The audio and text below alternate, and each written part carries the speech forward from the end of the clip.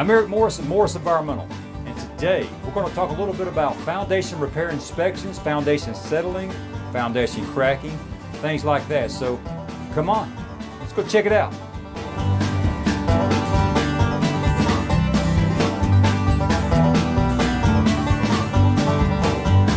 Okay, what we're looking at here is a CMU wall that's had some settling over time.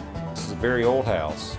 There's cracking in the joints, signs of settling, water getting against the wall, things like that. You see the masonry joints have separated in a lot of places. Somebody's tried to do some home repair. They have water intrusion in multiple places. You can actually see cracking. You can even see straight through to the other side. Some of these joints are separated a lot. Even there's a block down low that's actually stepped out. You guys can see that or not. Probably used to be a tree or a stump outside. Maybe that caused the pressing against the wall. I don't know. Now there's a few different ways you can fix this. Number one, I would suggest to get the water away from the foundation wall as much as possible. Somebody made a basement in it. Somebody dug this out years ago. They actually poured a slab right through the footing in it, as you can see right here behind me. Which may have been a great idea at the time. For waterproofing issues, it kind of raises a little bit of a problem. Because of the way the slab is poured, it kind of limits us to what techniques we would use to waterproof this basement. Above slab systems you can install. You put a liner on the wall. Now the track system will be installed around the perimeter, and then that would drain into a sump pump, which would then be pumped outside. Now the other method to waterproof this project is to do it from the exterior.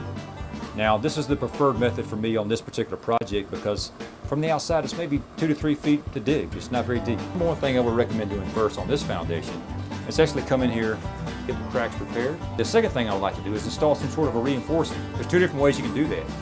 One way, which I would recommend, is come back in here with carbon fiber stripping. It adheres with epoxy.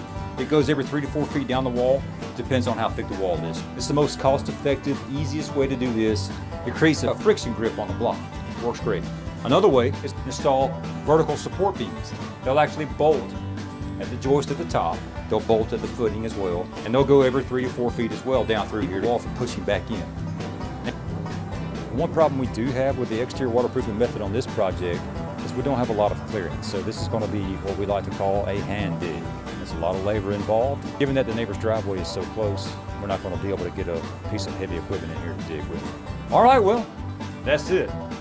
And that concludes our process for foundation repair and waterproofing inspections.